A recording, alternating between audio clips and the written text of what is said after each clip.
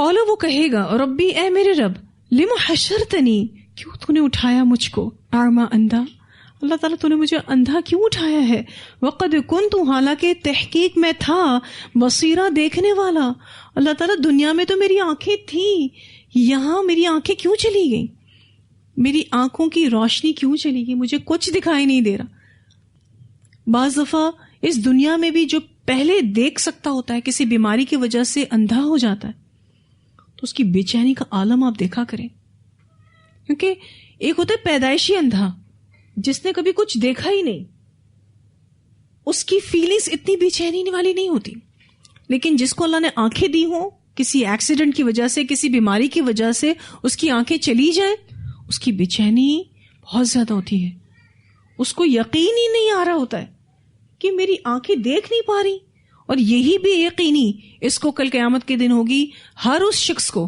جو اللہ کے ذکر سے اعراض بڑھتے ہوئے ہوگا۔ وہ کہے گا اللہ تعالیٰ تو نے مجھے کیوں اٹھایا اندھا، میں تو آنکھوں والا تھا، دنیا میں تو مجھے سب کچھ نظر آتا تھا۔ اب اللہ اس کو کیا جواب دیں گے؟ قال وہ فرمائے گا، یعنی اللہ تعالیٰ فرمائیں گے کذالک اسی طرح اتتک آئی تھی تیرے پاس آیاتنا ہماری آیات فنسیتہا تو نے بھلا دیا ان کو۔ کونی آیات؟ یعنی کائنات میں ہر سو بکھری آیات ہم نے تجھے دی تھیں، اس پر تو غافل ہو کر گزر گیا۔ پھر اس سے مراد شرعی آیات بھی ہیں، تو نے اس کو پڑھا ہی نہیں یا پھر پڑھ کر بھول گیا۔ تم نے تو قرآن کو بھلا دیا، یا تو اٹھایا ہی نہیں یا پھر پڑھ کر بھول گئے۔ قرآن کے احکامات اور تعلیمات سے تم انجان بن گئے، نظر انداز کر دیا، یا پھر یہ کہ کائنات میں ہر سو پھیلی ہوئی نشانیاں تمہیں نظر نہیں آئی، تم اس کو بھی اگنور کر گئے، نظر انداز کر گئے۔ ویسے بھی آپ دیکھیے کہ انسان جس چیز کو دیکھنا نہیں چاہتا نا اس کو اگنور کرتا ہے، اس سے انجان بن جاتا ہے، اور جس سے انسان کو محبت ہو انسان اس کو اگنور نہیں کر سکتا، اس کو بھلا نہیں سکتا۔ لیکن یہاں آپ دیکھیے اللہ تعالیٰ فرماتے ہیں قال کذالک اتتک آیاتنا فنسیتہا، تو بھولا اس کو، تو نے اس کو اگنور کیا۔ وکذالک اور اسی طرح الیوم آج کے دن تنسا تم بھلائے جاؤ گے، تم ہمیں بھول گئے ہم تمہیں بھول جائیں گے۔ اور اللہ کا بھول جانا کیا ہے؟ اللہ اس کو ہمیشہ ہمیشہ کے لیے جہنم رسید کر دے گا۔ وَكَذَلِكَ نَجْزِي اور اسی طرح ہم جزا دیتے ہیں من اسرف جو حد سے گزرے۔ یہاں پر مسرف سے مراد ایسا شخص جو خواہشات میں ڈوب جائے، جائز حدود سے نکل کر ناجائز حدود میں چلے جائے۔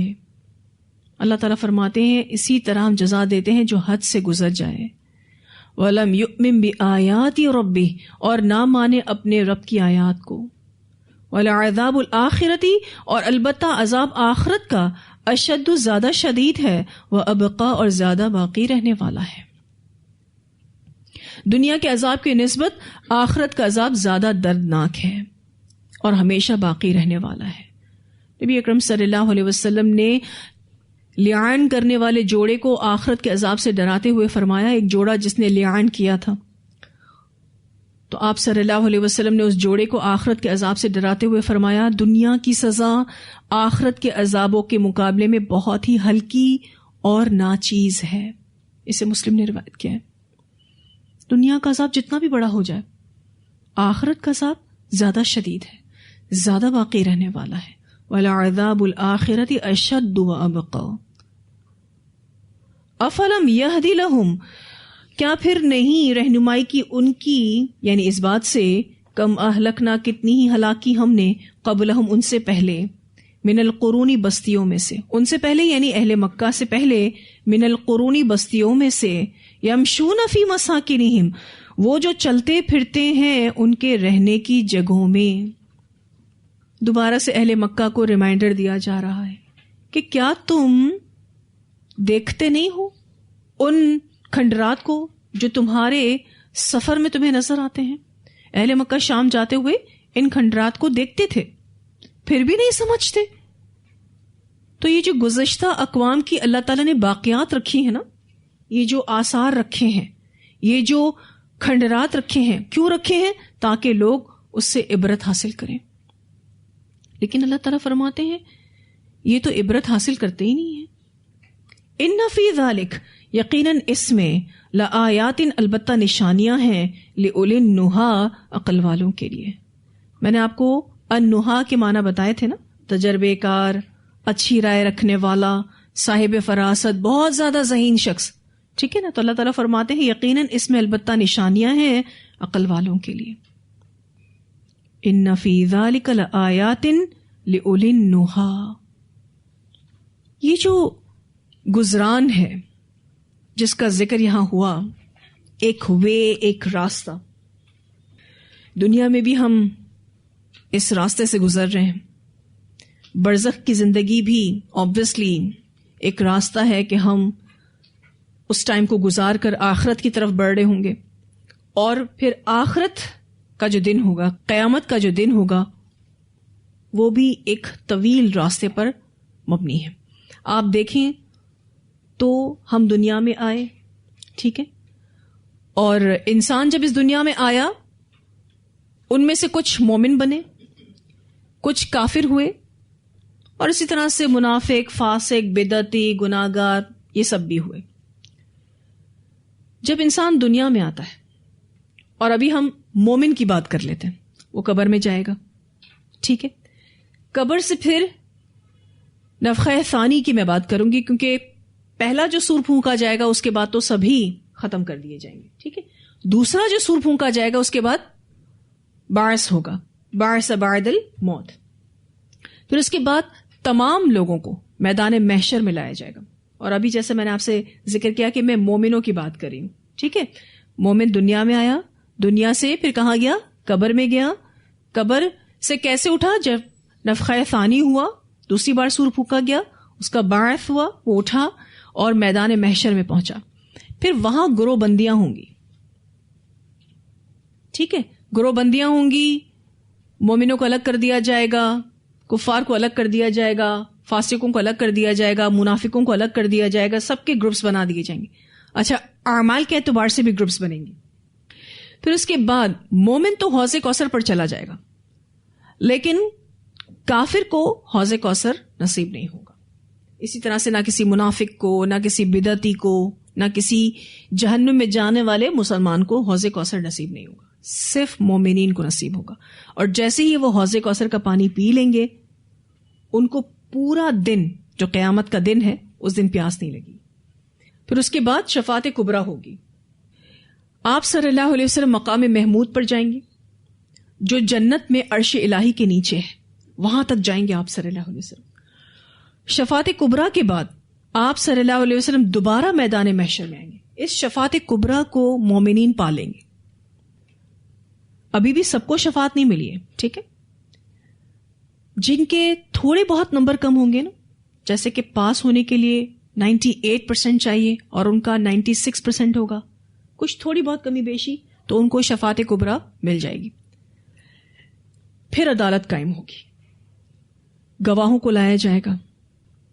اور گواہوں میں کون ہوں گے؟ انبیاء، صالحین، مومنین، قرآن، روزہ، سورۃ البقرہ، یہ ہم سب احادیث پڑھ چکے ہیں. گواہوں کو لایا جائے گا اور اللہ سبحانہ تعالیٰ فرشتوں کی مائیت میں میدان محشر میں اتریں گے، یعنی باقاعدہ عدالت قائم ہوگی. اس عدالت کے قائم ہونے کے بعد صحف دیے جائیں گے. صحف یعنی نامہ اعمال دیے جائیں گے. کچھ لوگوں کو دائیں ہاتھ میں دیے جائیں گے اور کچھ لوگوں کو بائیں ہاتھ میں دیے جائیں گے، اور کچھ لوگوں کو پیچھے سے بھی دیے جائیں گے. منافق قسم کے لوگ ہیں نا، ان کو پیچھے سے دیے جائیں گے. پھر حساب کتاب شروع ہوگا. 2 طرح کا حساب ہوگا، مومنین کا آسان حساب. اور آسان حساب کیا ہے؟ اللہ تعالیٰ دور سے ہی دیکھے اور کہے جا جنت میں چلا جا. اور کفار کا مشکل حساب. پھر اس کے بعد میزان پر تولا جائے گا، یعنی باقاعدہ حساب کتاب ہو جانے کے بعد میزان پر تولا جائے گا. اس صاحب عمل کو بھی تولا جائے گا، اس کے اعمال کو بھی تولا جائے گا. اور یہ بات ہم پڑھ چکے ہیں، وَمَن ثَقُلَتْ مَوَازِينُهُ فَهُوَ فِي عِيشَةٍ رَاضِيَةٍ، جس کے پلڑے بھاری ہو گئے وہ عیش پسند زندگی میں ہوگا. وَمَن خَفَّتْ مَوَازِينُهُ فَأُمُّهُ حَاوِيَةٌ، جس کے پلڑے ہلکے ہو گئے اس کی ماں حاویہ ہوگی. اور حاویہ کیا ہے؟ نارن حامیہ، بھڑکتی ہوئی آگ ہے. اب میزان پر وزن ہوگا. میزان پر وزن ہونے کے بعد ایک لاسٹ آزمائش جو کہ قیامت کے دن کی سب سے بڑی اور آخری آزمائش ہے کہ پل صراط سے ہر کسی کو گزرنا ہوگا. اور یہ پل صراط جہنم کی پشت پر بنایا گیا ہے. ہر بندہ اس سے گزرے گا اور ہم اس کے بارے میں ساری تفصیلات آپ کو بتا چکے ہیں کہ کون کیسے گزرے گا. اور پل صراط سے پہلے نور ملے گا، کمپلیٹلی اندھیرا کر دیا جائے گا میدان محشر میں. ہر کوئی اپنے اعمال کے نور سے پل صراط کو پار کرے گا. جو کافر ہوں گے ان کا ٹریک تو یہیں ختم ہو جائے گا، وہ سیدھے سیدھے جہنم میں گرتے جائیں گے.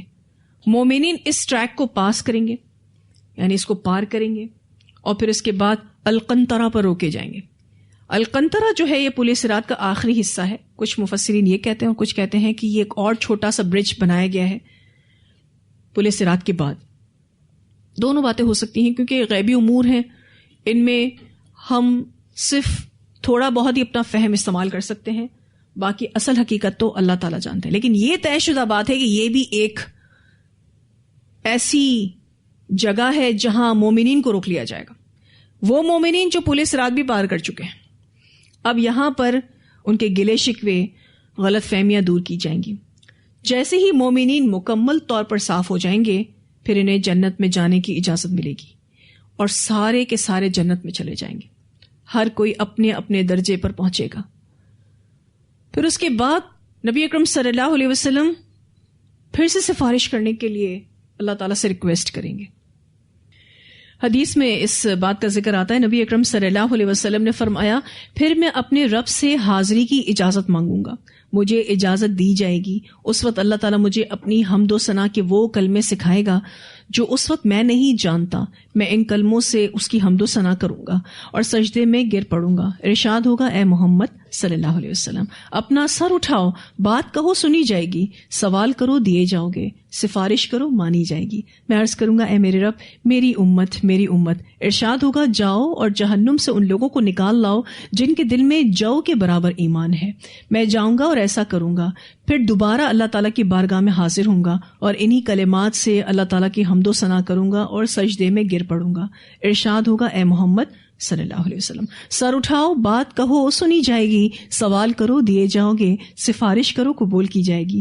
میں کہوں گا، اے میرے رب، میری امت میری امت. ارشاد ہوگا، جاؤ ان لوگوں کو جہنم سے نکال لاؤ جن کے دل میں چونٹی یا رائی برابر ایمان ہے. میں جاؤں گا اور ایسا کروں گا، پھر تیسری مرتبہ اللہ تعالیٰ کی بارگاہ میں حاضر ہوں گا اور انہی کلمات سے اللہ تعالیٰ کی حمد و ثنا کروں گا اور سجدے میں گر پڑوں گا. ارشاد ہوگا، اے محمد صلی اللہ علیہ وسلم، اپنا سر اٹھاؤ، بات کہو سنی جائے گی، سوال کرو دیے جاؤ گے، سفارش کرو قبول کی جائے گی. میں عرض کروں گا، اے میرے رب، میری امت میری امت. ارشاد ہوگا، جاؤ جہنم سے ان لوگوں کو نکال لاؤ جن کے دل میں رائی کے دانے سے بھی کم، بہت کم، اس سے بھی کم ایمان ہے. پھر میں ایسے لوگوں کو جہنم سے نکال لاؤں گا. اسے بخاری اور مسلم نے روایت کیا ہے.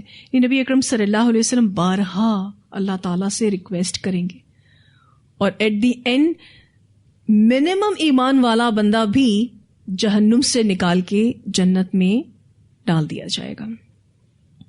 اور وہ سب سے آخر میں جانے والا تو آپ کو پتا ہے نا، جنت میں جانے والا، اس کو اللہ تعالیٰ کتنی زمین دیں گے جنت میں؟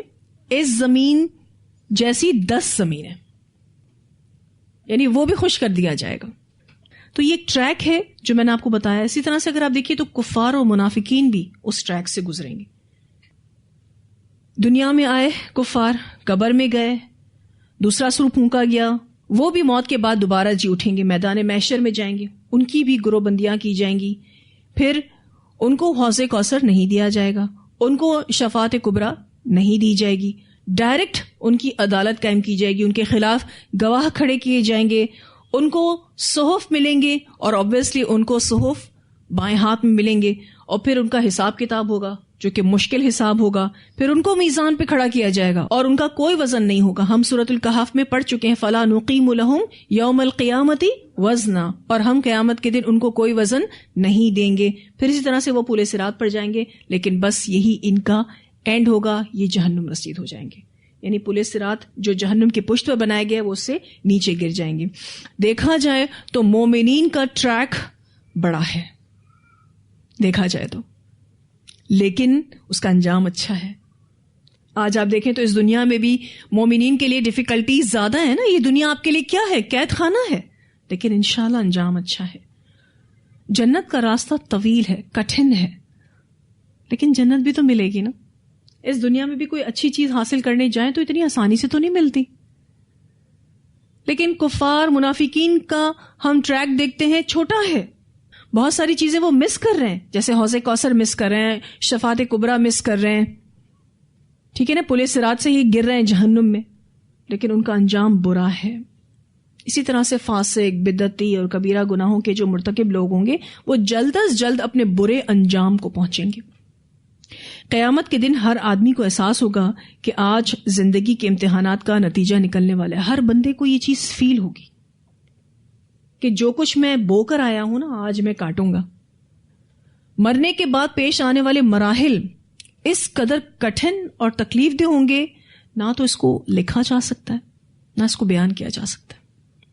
نبی اکرم صلی اللہ علیہ وسلم نے فرمایا، انسان کی پیدائش سے لے کر موت تک جتنی بھی تکلیفیں انسان پر آتی ہیں، موت کی تکلیف ان سب سے زیادہ ہے، اور موت کے بعد آنے والے مراحل کی تکلیف موت سے بھی کہیں زیادہ ہے. اسے طبرانی نے روایت کیا ہے. یعنی انسان یہ سمجھتا ہے کہ اس دنیا میں جو تکلیفیں اٹھا رہا ہے یہ سب سے بڑی تکلیف ہے، لیکن جب وہ موت سے گزرے گا تو کہے گا یہ تو اس سے بڑی تکلیف ہے. پھر جب موت سے گزر جائے گا اور آخرت کے مسئلے مسائل دیکھے گا تو وہ کہے گا یہ تو اور بڑے مسئلے. نفخہ اولا سے لے کر جنت یا جہنم میں داخل ہونے کے تمام واقعات اور مراحل کی ترتیب کا ٹھیک ٹھیک تعین کرنا بہت مشکل ہے. میں نے آپ کے سامنے ایک اسکیچ رکھا ہے، لیکن یہ ایک بہت ڈیفیکلٹ ٹاسک تھا ہمارے لیے.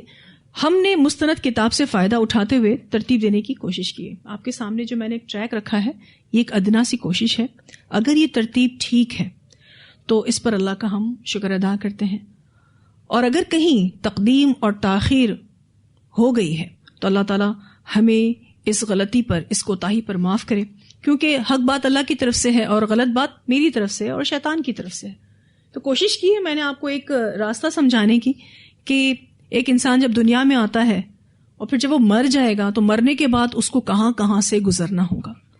لیکن آبویسلی جب ہم احادیث کو پڑھتے ہیں تو ہمیں کچھ چیزیں آگے پیچھے محسوس ہوتی ہیں، ٹھیک ہے. اس کے لیے یہ ہو سکتا ہے کہ جب ہم انشاءاللہ آخرت میں سفر سے گزریں گے تو ہمیں عین الیقین حاصل ہو جائے گا. اللہ تعالیٰ ہمیں حوض کوثر نصیب کرے. دعا کریں اس کی، کیونکہ یہ بہت ضروری ہوگا اس دن. اور نو ڈاؤٹ مومنین کو تو قیامت کا دن جو کہ 50,000 سال کے برابر ہے، ایک نماز سے دوسری نماز کے درمیان کا وقفہ محسوس ہوگا، لیکن گرمی اتنی شدید ہوگی کہ پیاس لگے گی. اور یہ کتنی بڑی سعادت ہوگی کہ رسول اللہ صلی اللہ علیہ وسلم سے ملاقات ہو جائے حوض کوثر پر اور ان کے ہاتھ سے پانی پئیں. کیا بات ہے! اس سے بڑا آنر کیا ہوگا میدان محشر کا. ویسے کوثر جنت کی نہر ہے، لیکن اس کا حوض میدان محشر میں پلانٹ کیا جائے گا. آج آپ زمزم پیتے ہیں تو آپ کی فیلنگز کتنی اسٹرانگ ہوتی ہیں. تو کل قیامت کے دن جب حوض کوثر ملے گا نا، اس کی تو دعا بھی کرنی چاہیے، بہت زیادہ دعا کرنی چاہیے. اور پھر اس کے بعد اللہ تعالیٰ ہمیں شفاعت کبریٰ نصیب کر دے. وہ جو پہلی شفاعت مل جائے گی نا، آپ کو پتا ہے اس شفاعت کی وجہ سے کتنے لوگ بغیر حساب کے جنت میں چلے جائیں گے. مسئلہ ہی ختم. اسی لیے جو دعا سکھائی گئی ہے نا، اللہم حاسبنی حسابا یسیرا، اللہ تو ہمارا حساب آسان فرما، کیونکہ یہ ٹریک بہت ڈیفیکلٹ ہے، اتنا زیادہ کٹھن اور دشوار راستہ ہے، لیکن گزرنا تو ہے اس سے. آج آپ اپنے آپ کو ادھر سے بچائیں ادھر سے بچائیں، کتنا مشکل لگتا ہے، قدم کیسے پھسلتے ہیں. تو جو یہاں اپنے آپ کو بچا کے رکھے گا نا، وہ وہاں انشاءاللہ بآسانی گزر جائے گا. اور ویسے بھی آپ دیکھیے کہ نو ڈاؤٹ پل صراط کو قیامت کے دن کی آخری اور بڑی آزمائش کہا گیا ہے، ٹھیک ہے نا. لیکن مومنین اس پر کیسے گزریں گے؟ کوئی پلک جھپکتے گزرے گا. سبحان اللہ، اللہم اجعلنا منہم. پلک جھپکتے کوئی گزرے گا، یعنی اتنا بڑا پل سیکنڈ میں کراس ہوگا. کتنی جلدی اس کی ٹینشن ختم ہو جائے گی نا. سوچیں اس کے پاس کتنا نور ہوگا، صرف سیکنڈ لگا اس کو، اور پھر کوئی بجلی کی تیزی سے، اور پھر کوئی بہت تیز سوار کی تیزی سے۔ اللہ تعالی ہم سب کے لیے آخرت کے مراحل کو آسان کرے۔ اتنی آیات کی تلاوت سنتے ہیں، پھر انشاءاللہ آگے پڑھیں گے۔ وَإِذْ قُلْنَا لِلْمَلَائِكَةِ اسْجُدُوا لِآدَمَ فَسَجَدُوا إِلَّا إِبْلِيسَ أَبَى فَقُلْنَا يَا آدَمُ إِنَّ هَذَا عَدُوٌّ لَكَ وَلِزَوْجِكَ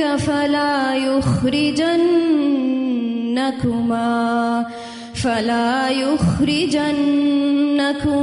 من الجنة فتشقى إن لك ألا تجوع فيها ولا تعرى وأنك لا تظمأ فيها ولا تضحى فوسوس إليه الشيطان قال يا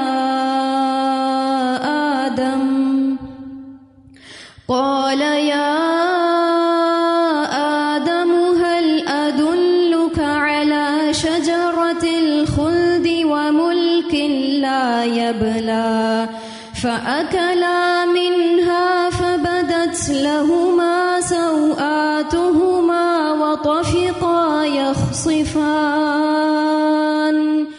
وطفقا يخصفان عليهما من ورق الجنة وعصى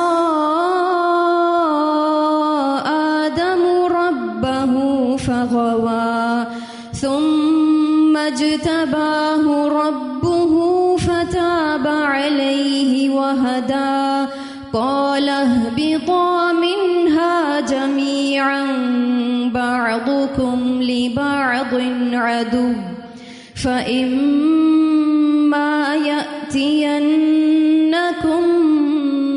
مني هدى فمن اتبع هداي فلا يضل ولا يشقى ومن أعرض عن ذكري فإن له معيشة ضنكا ونحشره يوم القيامة أعمى قال رب لم حشرتني أعمى وقد كنت بصيرا قال كذلك أتتك آياتنا فنسيتها وكذلك اليوم تنسى وكذلك نجزي من أسرف ولم يؤمن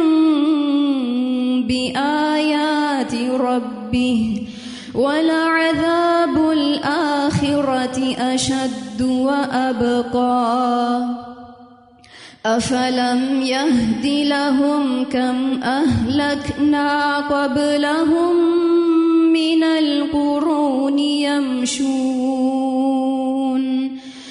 القرون يمشون في مساكنهم إن في ذلك لآيات لأولي